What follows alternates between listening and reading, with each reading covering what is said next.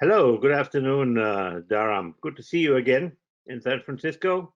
I'm here in Germany, and I'm quite happy to have you again here and discuss about program management, portfolio management, and project management, and what we do. So the question today I have to you is, during your long career and your successes, that you had in working in this, what do you think is the impact of the certifications of PMP, PgMP, and portfolio manager on your career? What were the improvements you saw in working in this field? Yeah, Thomas, once again, thank you very much for joining this series of podcast. It's going for a long time now, and your contribution is already appreciated. A lot of people are watching your our videos, so more and more people are getting benefit out of this. So yeah, good to have you again and again. So the question, and again, this is a very famous question or a frequently asked question. Of course, some people are PMP, and then some people are PgMP and PfMP. They are interested or thinking about doing such certifications, and they always have this question: what is the value I'm going to get from these certifications? We have addressed some of the questions previously, and I will try to bring another view here. So, as most of people know, that PMI we started in 1969, and the objective was to bring standard way of doing projects in those days, because my understanding is those days everybody was doing projects or running projects in their own style. Even now, many organizations they have matured differently, and so the project manager, program manager, portfolio manager, they have grown with different maturity. So if you are not following particular standards, it's difficult for you to, you can run the project program, no problem at all. But if you move from one organization to another organization, it can be a little challenging, because the way you are running the project program and portfolio in your organization versus if you move to another country or another organization, can be a little challenging. Okay, the fundamentals are all same. We can say that everybody talks about we have to have a scope, we have to have clear requirements, we should do the risk management, risk identification. All these are all same, whether you talk about PMI certifications or Exelos certification or other organization. They pretty much talk same language. Why PMP, PgMP, PfMP? One is because PMI is a global organization. If you talk about Exelos or other organizations, they are very popular, they are useful in particular organization or particular country. Let's say Exelos more in UK and part of Australia, part of New Zealand, and maybe some part of Europe. But if you talk about PMI, PMP is I think every country have at least one PMP or more than one PMPs. If PgMP, PfMP still growing, but PMP is very, very popular. There are more than 1 million PMPs globally. So that tells me that PMI has gained the required popularity, and still growing. They are changing or evolving as we speak. So they have built really good standard in the form of PMBOK. So I think they worked in early 90s to build this or start working on the standard, and they released the product in somewhere 95, 96. Then first exam happened in 96. You were not in that group, isn't it? Yeah. So I obtained my certification, my PMP in 98 actually. So I built it on the 96 PMBOK guide. Yes, I did that. But I was not one of the first, not even in Germany. I think I was the first German IBMer who got a PMP. Yeah, 98, probably very early stage. I think by this time, maybe 500 or 1,000 PMPs. I'm not sure. I think I have the number of 6,900 something, so that's about the amount we had globally, about 7,000, less than 10,000. Okay. So I mean, still early days, because you consider it more than a million now. So Yeah. yeah, good, well done. And And I it's did. even, if you look at this, I think PMP, which are active, which have um, obtained the certificate recently or they prolonged it, these are the 1 million. But if you take these guys on top of that, which did not renew their cycle, either they retired or what did they choose, another profession or whatever, then it comes to almost 1.5 million of Mm, PMPs over the last 30, 40 years, yeah. yeah, a lot of people have changed the career or maybe grown up. They have renewed or not renewed. That's okay. But yeah, active PMP is more than a million now, Yeah. and yeah, and PgMP is more than 3,000. And if you say active, probably 2,800, and PfMP around 850, 870. Hmm. So for PfMP is early days. PfMP started in 2013. PgMP was started in 2007. So that's the kind of history of these certificates. So after the popularity of PMP, PMI decided to start a new certificate for program managers. And the first pilot happened in 2007. Hmm. So uh, that was, the book that time the release was very basic. Anyway, so the purpose of this session question is not about the history of PMI. It's about these certification, how they're different to each other. So PMP is for project managers, as the name suggests, project manager professional. And to certify or to be a PMP, you have to show 3 years of project management experience. Yeah. Yeah, and if you are not a graduate of 4 years degree, then you have to have a little more experience. Okay, and when it comes to PgMP, you have to show 4 years of project management experience and 4 years of program management experience. Hmm. If you have again a high school or less than high school or anything less than bachelor's degree, then you have to show 7 years of program management experience. Hmm.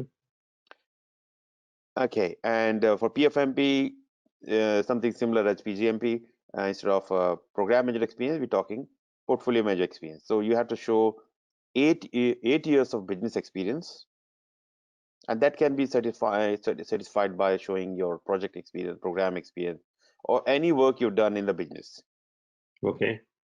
Okay, and then 4 years of portfolio manager experience. Okay, as expected. So while they're expecting a particular they're saying program management or portfolio management, so that does not mean that you have to have a title as project program manager or portfolio manager. It is about the work you have done, what kind of work you are involved. Maybe you are a CEO of the company, and you are managing a portfolio, You are. Yeah. or a project manager. You are a senior project manager. You are actually running a portfolio without you know that you're running a portfolio. So what you have to see whether I am qualified based on the PMI's expectation. Okay, and so these are the eligibility side, and why again what PMI has done, they collected body of knowledge. I think you were involved in certain some of the standard. I'm not sure you Yeah. talk about that. To do getting the right people in the forum and build the body of knowledge, uh, getting experience from various professional areas, uh, and they build this standard. And these are applicable on most of the program or project or portfolio most of the time. And by the way, PMI never guarantee that you use these standards, your program project or portfolio will be successful. It's just your chance of success will be increase. You have better chance of running. You have good chance of running a successful project program portfolio if you have followed the standard. That's what Right. PMI says. Yeah. Well, the point with any standard so far from PMI is that standard is providing good practices which have been used in the field. So, and it's doing that by doing surveys in the field. And the team that's building the standard is comprised of a lot of volunteers, which have some background in the standard topic, be it portfolio program or project management, and then try to gather as much as research and good practices in the world as they can, and then build the standard as a not prescriptive standard, but as a conglomerate of the best practices that are in the field, and provide you with a toolbox as a, let's say, portfolio manager, to use it in your specific context. So give you an example. I was helping a company to establish a portfolio management system for them, and I certainly used the content of the portfolio management standard of PMI, but only in parts, because we choose not to optimize resources in that first stage of that portfolio management system. We only choose to make sure there's a demand management part, so the initiatives coming in, and are prioritized and selected, and business cases built and so on. This was a huge improvement for that organization to be able, as a whole organization, set priorities for these projects and programs that come as ideas from all of their different divisions. So this was a huge benefit, and they really made better decisions. Actually, the most important outcome was that the attrition of people stopped, because people now felt that they have a relatively stable environment and priorities of tasks to do, because it was decided by the whole C-suite of this organization, and it was stable for half a year or so. And then we established this iterative realignment and reprioritization every half year, which was for this company good. And you could see maybe startups or other companies would do that every 3 months, every month. Traditionally, it's only done every year. You have a planning process. But what happens then in between the year, you have changes come up, you have to react to these changes. And if your portfolio management system is not built for that, it's not adaptive to changes, then you will be not successful. So that's what I did, taking these parts of the portfolio management standard that were suitable to their specific situation. And certainly, they plan to look for further steps to implement the whole set of good practices. But okay, it's a long journey for every organization. Yeah. No, good. Thank you. And so how it has helped me in my career growth. So I did my PMP in 2004, and those days I was a project manager and helping, working for a bank called Commonwealth Bank of Australia through EDS.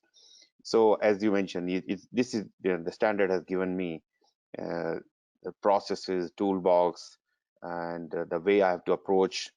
So all helped me into shaping my career into next level. So sooner I start talking about into getting into the program level, program management. So it helped me to get the job, because the PMP is now very, you can say, hygiene factor. You have to have PMP. So so yes, you learn a lot, but at the same time, it helps you to get the right jobs and grow into your organization as well. So that I got from my doing my PMP and change few jobs in that during that time. Then I did my PgMP in 2009. Actually, I did exam in 2009 and passed. Got my PgMP in 2010. I don't know, Thomas, if you are aware of the complex process PMI started in those days, MRA, multi-rater assessment. Yeah. So so I am 2010 PgMP. So yeah, PgMP actually helped me a lot, because PgMP is program manager professional, and actually, PgMP helped me to become who I am today. Yeah. Help, teaching people and running the programs. I conducted one very large program for HP, that is the setting up cloud for them within the very like record time frame, 7 months, 2 data center ready and fully connected with the cloud infrastructure. I still can't believe how I did that, but PGMP did help me to get this kind of work done Yeah. faster. Yes, we do talk about and the processes. Sometimes we don't follow the process, but it also talks about stakeholder engagement, setting the right expectation, getting the right support from the right people, emotional intelligence. So many things you learn during the whole process, Yeah. which helps you directly or indirectly to get your things done. So, Dharam, you said the PGMP helped you a lot and really changed yourself. You know what you are today, the business you have, and the discussions you have with your clients and other program managers. This comes out of the step you took in 2009 and go for the PGMP. So I think this is a very important thing you are saying there, also for others. If you are considering why should I become a PGMP, don't ask what the PGMP is going to do for you. Nothing comes automatic, but Yeah. only if you have the knowledge, if you have the self confidence, if you have the emotional intelligence out of that, if you know how to do it, only then you can use it and change yourself. Such a certificate, especially the PGMP, has the capability to change what you are and who you are and what you can do. And this is not only knowledge or skills or that you can answer some questions, it's really a deep understanding of the principles of program management. And just maybe, if I may, a short story. This week I held a webinar for the PMI North Italy chapter, which has a lot of members which are suffering. Northern Italy is a hotspot in the virus crisis, and so they started to have half-hour webinars every noon, every day.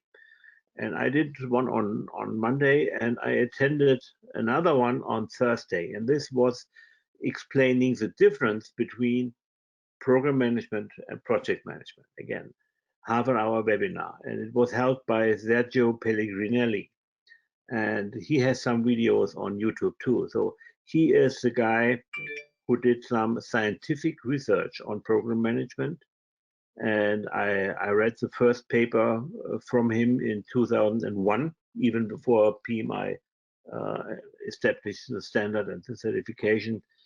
And I must say, so he is somebody who brought up and published these principles we have today. I'm not sure if he participated in the standard development for PMI, but certainly his ideas, his principles are in that standard. And if you listen to him today, after 20 years almost, it was really exciting. I was just listening to him because, I knew him, Sergio Pellegrinelli, and he is actually living in the UK right now, or since 20 years, but Mm, he's Italian, and he gave the speech in English. yeah, and that's good. No, thank you for sharing. This good to know. Yeah, program management is not new. It's actually PMI has established a standard in Yeah, 2007, but it is going on, and a lot of good people have done good contribution in the programming space. So yeah, so that's where I started my journey in 2009, 2010 to start teaching and helping people, and also in some consultancy work helped me a lot to how to do my programs. And as I mentioned, this is not just processes, it's beyond processes. It is actually going to, this exam tests you fully, mentally and spiritually and professionally, knowledge, everything. yeah, So I think it's a good certificate to have, not just for learning but also for others. It shows your strength and your how passionate you are all kind of things. Okay, Thomas, have I answered your question or something else?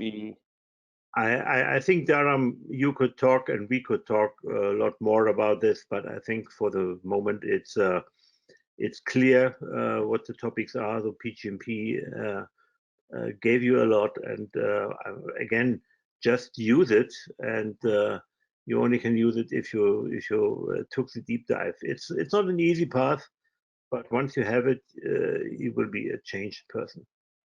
Yeah, and especially nowadays, many people are going through, many countries are suffering because of this COVID-19. It is really, really, impacting a lot of people, businesses, personally, mentally. But some people can take this advantage of this period while they don't have to travel. They're working from home. They can spend more time and be prepared for the coming future. Yeah. And I'm expecting, coming days, a lot of redundancies and loss of jobs or underpaid. It's not a very good environment. I don't think it's going to be the best environment. But again, it's about the survival of fittest. If you have everything you need, you have better chance to survive than if you don't have. So highly recommend, use this time for anything which can make you more stronger, a better person. And otherwise, nobody knows about future, but you can be more ready from your side. Sure. So I think people watching, they will get the message. And once again, we are available. Thomas is very well-known person. You can reach to him via LinkedIn, or he's more than happy to help. And also you can always book some time with me, and I can talk about PgMP, PfMP, PMP, or any other certificates. Thomas, thank you very much. Anything else I can help or answer at this stage? No, thank you, Dharam, for your time again. And I know we are all busy now these times to make things happen, and to adapt to the changes in our outside world. And I hope you're doing well, and you're surviving your problems there in the area of San Francisco. And I hope we in Germany are doing well, and also we can help our European colleagues in other countries, to survive, because we are in that together. Yeah, great. Thank you. Thanks, Ivan. Thanks, Dharam.